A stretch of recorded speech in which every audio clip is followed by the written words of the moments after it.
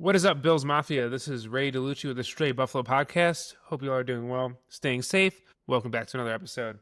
Uh, Great episode today. Going to be talking about a couple of different things. Veteran cut prediction, new Josh Allen partnership that I think is pretty cool.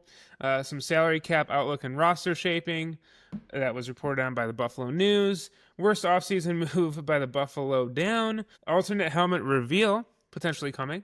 By Buffalo Rumblings, and then a training camp wide receiver preview in the Everybody Eats offense. First of all, wanted to say thank you for coming back. These podcasts are a little bit irregular because of the off season, but every week of the season, possibly bi-weekly, I'll be putting out a show.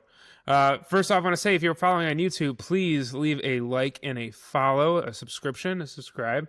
If you're listening on a podcast, then obviously follow along, a podcasting app. And if you are not already following me on TikTok, go over there and follow me there. I am close to 1,000 followers, which is pretty crazy. Growing it in the off season has been a lot of fun. I started it after the Bills game, the Bills-Ravens game, the Bills-Chiefs game, actually. I had started recording during the Bills-Ravens-Chiefs week, but it officially launched after the Chiefs loss, and I've been growing it ever since. Have had a lot of fun with the community, doing a lot of fun stuff, a lot of interesting takes. And if you just like daily Bills content, then my TikTok channel, The Stray Buffalo, is the best place to go. All right, so before we get into some Bills news, let me share that I was back in Buffalo last week with family. I get to go to Buffalo about 4 to 5 times a year. If you don't know, I'm originally from Buffalo, New York, or really Niagara Falls, New York. I grew up in the right near Niagara Falls High School. I then grew up off of Military Road in the town of Niagara. Longtime Buffalo Bills fan, diehard Bills fan. First game I ever watched was the Carolina Panthers game with my grandpa in his room. I just remember it vividly. So grew up in Buffalo, but have since left. I live in the suburbs of Chicago now, about 40 minutes outside of Chicago. But the love of the Bills has not lost, and hence the name, The Stray Buffalo. So getting to go back home is always a blessing. It's always something that I love, I enjoy, and getting to bring my girlfriend, stepdaughter, see family, all of that. It's just been, it was such a good time. Going to Barbell, getting some wings, having bison dip, Loganberry, Mighty Taco, Tim Hortons, beef on weck, Molson beer. Like the list goes on and on. It was quite the treat to get to go home. And so much Bills gear. I got this awesome Bills mug. It says do good, be good. God bless and go Bills, which is great. My girlfriend got some swag. Got my her family some swag as well. But yeah, it was a really great time, and I really enjoyed it, and just miss it. I mean, I just miss that environment. Being a Bills fan, you see we're everywhere. We're not just in Buffalo. It's crazy how many Bills fans live in Illinois. It's crazy when I lived in Maryland how many Bills fans were there. You just see them everywhere, which is cool.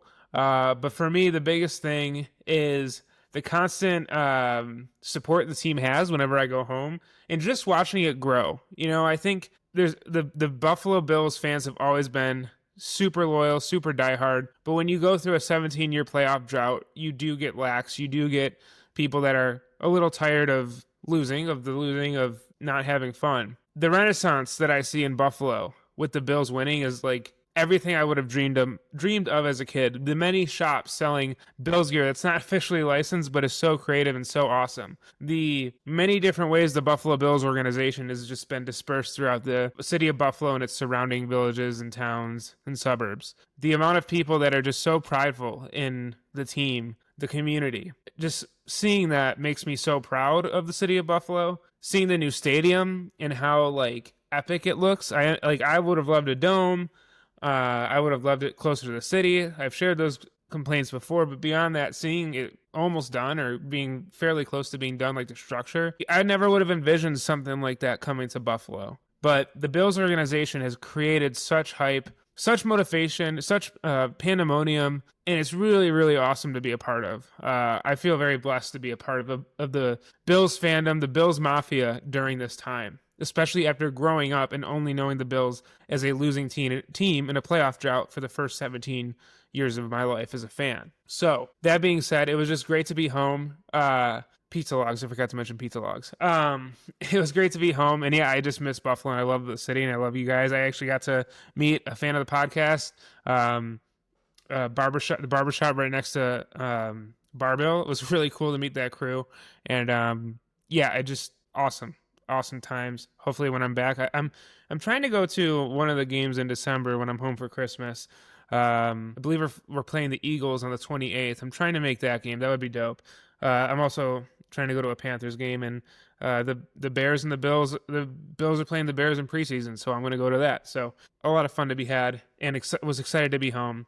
But now I'm back, and here we are doing another podcast. So what do we have first on the list? First up, coming from Yahoo Sports via Bills Wire, is a veteran cut prediction. So basically, veteran wide receiver Deontay Hardy is predicted to be cut before the season begins. Analysis by USA Today's Bills Wire suggests Hardy is the odd man out in a revamped wide receiver room. And they cite some reasons as to why he may be cut.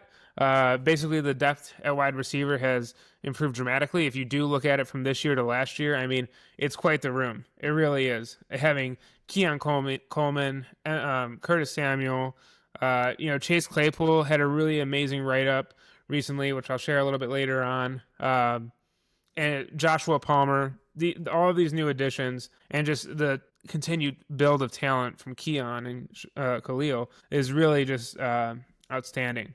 And beyond that, just the amount of young talent, the depth of young talent in the Bills wide receiver room makes fighting for these return duties much more dynamic and much more difficult. It's crazy to think a year ago we were like, who's Josh going to throw to? And this year, while we don't really have a Stephon Diggs, I think Keon Coleman, this may be a prove-it year to be close to that. We do have a room of really hungry and talented guys all looking to make the spots that we need. So that's really exciting. He would have a $4.275 million cap hit, which may not be justifiable for the Bills organization. They continue to say that Hardy struggled with consistency in 2023, despite some flashes on special teams, which I always thought he was a little bit stronger suited for. And cutting him would save the team roughly $3.2 million. And they do say that this would be notable as it continues to refresh post the Diggs trade. Younger talent room in the wide receiver room, more, looking for more dynamic players. Deontay Hardy, I feel like, is a reliable receiver. But reliable in the sense of special teams, some play, but he didn't have that consistency. And I do feel like the room has a lot of talent that I would probably put before him. So obviously it always sucks to see someone go. I'm interested to see if they cut him before the season begins, and something to look at. Next up is this reporting from WGRZ News that Josh Allen is pairing with the Pistachio Partnership. I work in the food industry, so this is actually pretty cool and exciting for me. Basically, Josh Allen has become the newest spokesperson for Wonderful Pistachios, joining a national ad campaign alongside previous names like Richard Sherman and Aaron Jones. These commercials are to feature Allen's offbeat humor and, obviously his awesome personality. And the Wonderful Pistachios team calls him the perfect combination of smart, strong, and a little nutty.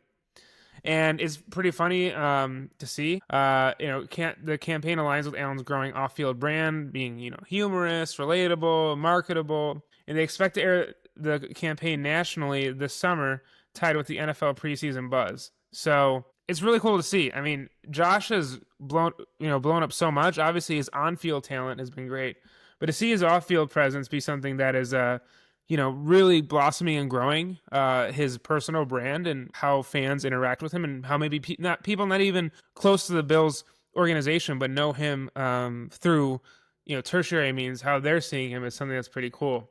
A quote he shared, it's important to note that his fourth generation family farms pistachios in California Central Valley, so it's obviously a very close connection to him. And he shares, agriculture has always been part of my life on our family farm, and forward snack to fuel my training. Partnering with Wonderful Pistachios feels like coming full circle. We're both built on strong roots, and I'm excited to help spotlight a product that's as real and hardworking as the people in California's Central Valley.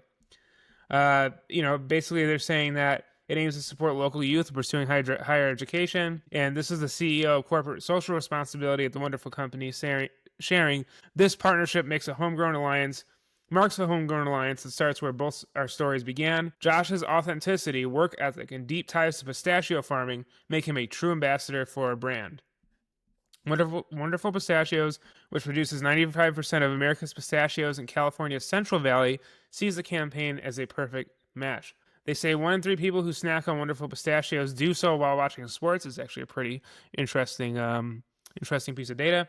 With football being the top choice, this partnership is a real touchdown. Maybe a little corny in the end there, but a great ad overall. I think it's really cool. Josh getting back to his roots. Obviously, the pistachio farm played a huge. I think it was during one of the playoff games they actually highlighted his family farm, which was pretty cool to see. So seeing that and seeing just kind of the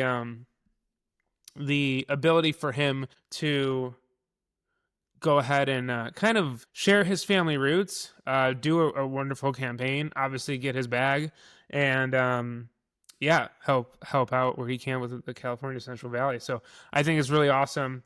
I'm not a big pistachio eater. I actually do have some in the cupboard. I might go snack with those after, just out of respect for Josh. I'm excited to see it. So next up is the salary cap outlook and roster shaping. So this is some reporting by the Buffalo News. So Buffalo enters camp with $10.2 million in cap space per over the cap, which is pretty excellent to see. Post June 1st, cuts helped, having Trey White's designation open space, and the top 51 contracts rule is still in place, which means cap space shifts once full roster counts. So they have some roster shaping challenges ahead, which is going to be interesting. Some multiple veterans with injury histories, Von Miller, Micah Hyde. They also have 11 wide receivers currently on the roster. And they also have a lot of second chance players, specifically Chase Claypool and Marquez Valdez-Scantling fighting for roles. So the Buffalo News is kind of projecting that there might be some surprising cuts we're not aware of. I could see a Von Miller. Micah Hyde seems like, I don't think he's coming back anyway, so that doesn't make sense to me. They're saying just expect some surprising cuts if younger players continue emerging. I think this is going to rely on Keon's performance for the receiver room, also Josh Palmer. Chase Claypool I'm really interested in. I'm going to get to his story in a minute, but I think that's going to be an interesting group of guys to work within. Brandon Beane reportedly still looking to add one more depth piece, possibly D-line or O-line, which is awesome. It's crazy. He is going hard looking for these this D lineman, but it's really cool to see.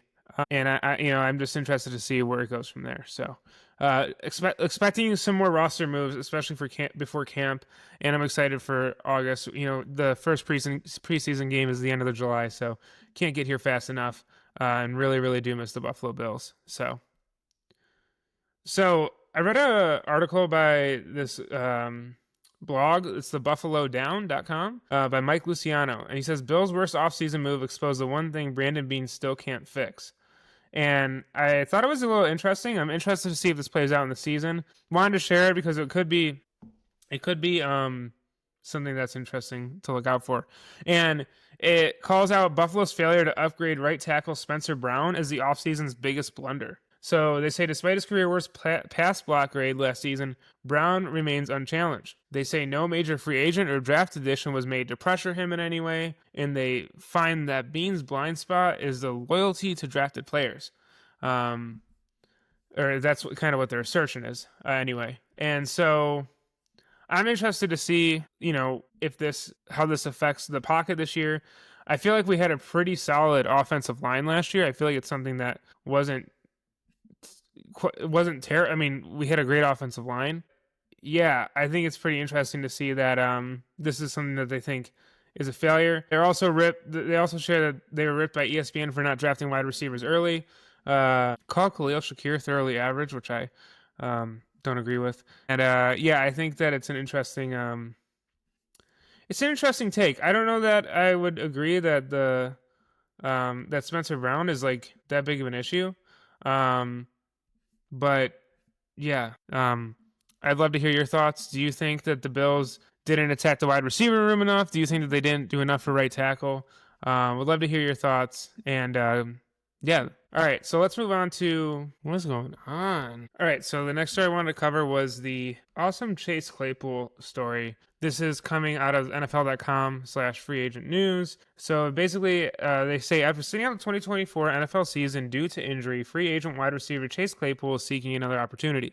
Claypool signed with Buffalo last offseason, but suffered a season-ending toe injury in August, after which the Bills released him with an injury settlement. With nearly a full year to recover and rehab from his injury, Claypool believes he can still contribute to an NFL team. And he goes to post on Instagram, "I tore a ligament and a tendon in my second toe and have been rehabbing, working out, and recovering every day for the past year. I am back to being the strongest and fastest that I've ever been and couldn't be more excited to step back out on the field and let my actions speak for themselves. I deeply and truly believe that the pieces will align and I will work my way into the position to show off what's been suppressed these last 2 years."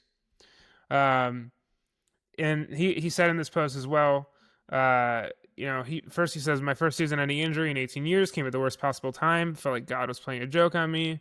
He had taken a while to, basically be on social media. And before that message, he says, "Signing with Buffalo," and this is what I wanted to highlight in this post, is signing with Buffalo was the best thing that could have ever happened to me. I was the strongest, fastest, and most prepared I had ever been.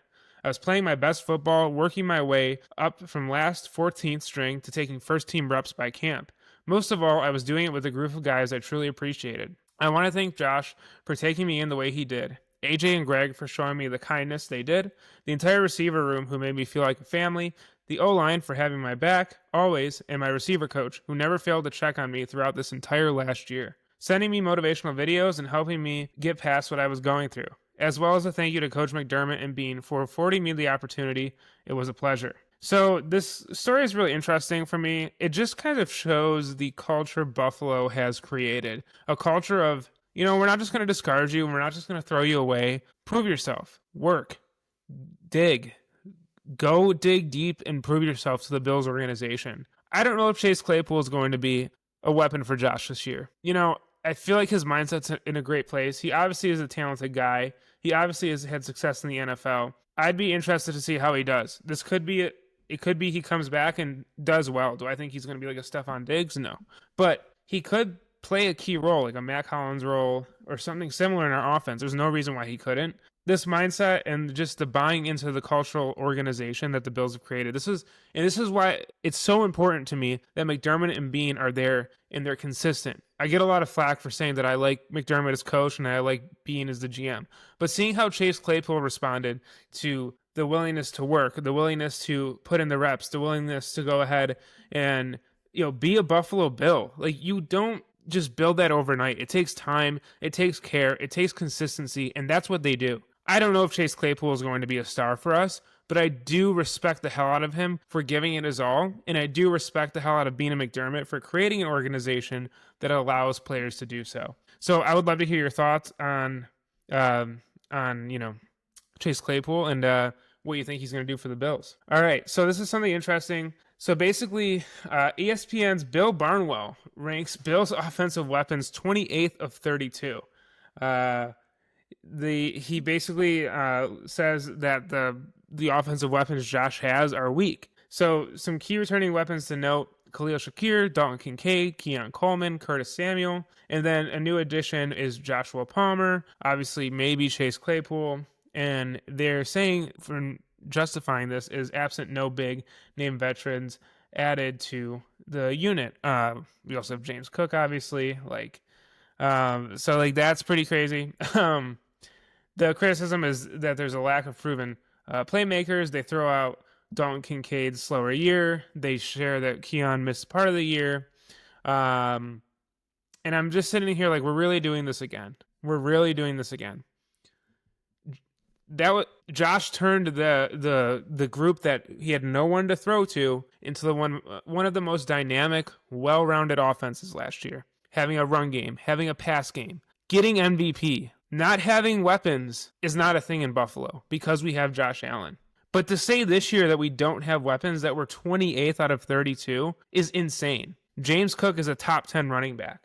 Keon Coleman is going to be much better, far better this year than he was last year. Khalil Shakir is a dynamic playmaker, and with Coleman being a more deep threat, he's going to open up more. I feel like Joshua Palmer is going to come on strong. If Chase Claypool proves himself, Knox, Kincaid, 2 tight ends, I personally am of the belief that Kincaid is going to have a much better year than he did last year. I think last year kind of got in his head, had some slumps. I think he's going to be fine this year, and overall I think he'll be great. But the idea of everybody eats. Everybody mocked it last year. Everyone thought it was a joke. Everyone said, oh, Buffalo's not getting anywhere. I had people saying Buffalo's not making it to the playoffs. You're going to realize they have no one to throw to. As long as you have Josh Allen at quarterback, you have weapons. You have a dude that makes weapons out of anyone who's on the team with him. They literally got to the AFC championship last year with the least amount of weapons on any team. And they're much better, in my opinion, going into this year. So I would have to disagree with you, Sir Bill Barnwell. Anyway, another cool story from the Bills that I thought was interesting was they did this ranking of the top 5 most difficult opposing quarterbacks on the Bills' schedule. I thought it was interesting. Would be interested to hear y'all's thoughts on this. So from 5 to 1, they have C.J. Stroud as number 5. He's a threat. I think the Texans game last year, it was a little bit more of us playing worse than them playing better. I don't really see the Texans as a big threat, to be honest. I think CJ is a talented quarterback. I think he still has a lot to prove. And I think that team as a whole has a lot to figure out, obviously, with Diggs leaving. Not too worried about that. I think number 5 is a good ranking. This one I thought was pretty criminal. They have Jalen Hurts as number 4. And I'll just go through the ranking. So 4 is Jalen Hurts, 3 is Burrow, 2 is Lamar, and 1 is obviously the monster in the closet, the one that we all hate from a football player perspective, Patrick Mahomes. I would move Jalen Hurts up. The Eagles are just a tough play for us, and I know you can say that, oh well, it's the entire team. Okay, it's the entire team, but it's led by a dude named Jalen Hurts. He should be moving up for sure. I would put him ahead of Burrow at least. Joe Burrow is a talented guy. He's a talented quarterback, and he came into Buffalo that one year and played us, the year that Damar Hamlin had his awful medical issue. I feel like that game was bad for a variety of mental reasons as well as physical. I have a lot of respect for Joe Burrow. I like him as a player. I think he's very talented. You got to be able to lead your team to the playoffs if you're that talented. Jalen Hurts just won a Super Bowl. So to have Burrow ranked as a tougher opponent, I think maybe he's more talented than Jalen in the art of throwing the football. But as a leader, I think Jalen far outweighs him, as you can see by the trophies that Jalen has, even over Josh. So I would move Jalen up. Lamar, he's always a tough battle. I know there's this weird built-up animosity between Josh and Lamar because of MVP talks and both being mobile quarterbacks. I think he's well-placed. And then Patrick Mahomes, I hate to admit it. Do I think he's more talented than those other guys over the last few years? No. But it's not about talent. It's about finding a way to win, and he's the master of that. So I will give him the number 1 spot for now. Hopefully this year we can not lose to the Chiefs in the playoffs. Something really cool. Alternate helmet reveal coming, reported by Buffalo Rumblings. So apparently the reporting is the Bills will reveal a new alternate helmet design on July 22nd. Please be red. Please be red. Do not want black.